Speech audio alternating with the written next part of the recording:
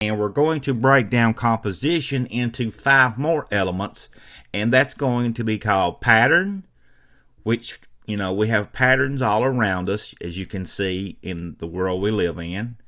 Symmetry, think of it as if you draw a line right down the center of something. You have the same thing on the left as you do on the right. That is what symmetry is. Texture.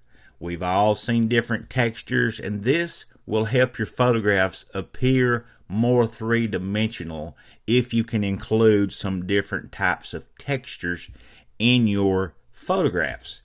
Depth of field. This is one of the biggest things in photography that people want. They want that very, very shallow depth of field when they're taking those macro and close-up shots.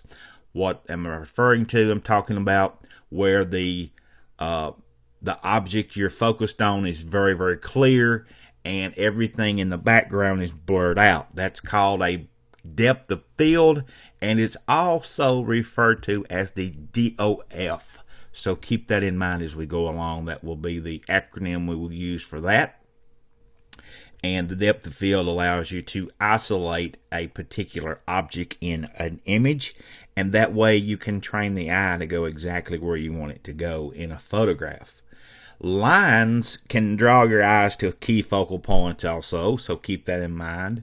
There's different ways that you can sort of trick the eye to get it to come wherever you would want it to be. Now, talking about composition, that's where you have arranged the different elements within a way that suits the idea or the goal of the work you're doing. Arranging elements can be done by actually moving the objects around physically.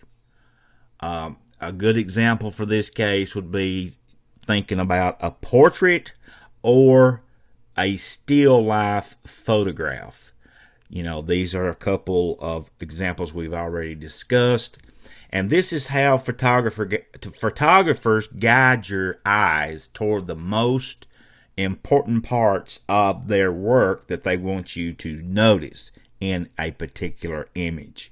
There may be hundreds of different parts of an image or parts of the composition, and there's only one part of that composition that the photographer is wanting to have the viewer look closer at, and that will be when they will use the symmetry or textures or depth of fields.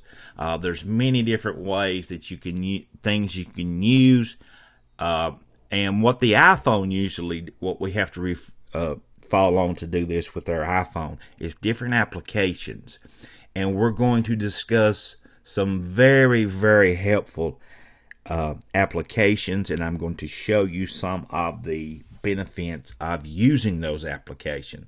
So very, very good examples for that would be, one of my favorite applications would be Photoshop. We'll talk more about it in a moment because you can just do so much with it. But I could teach a course on nothing but Photoshop Touch, and it's an awesome application, guys. It's a little expensive, but you will see it's worth the $10.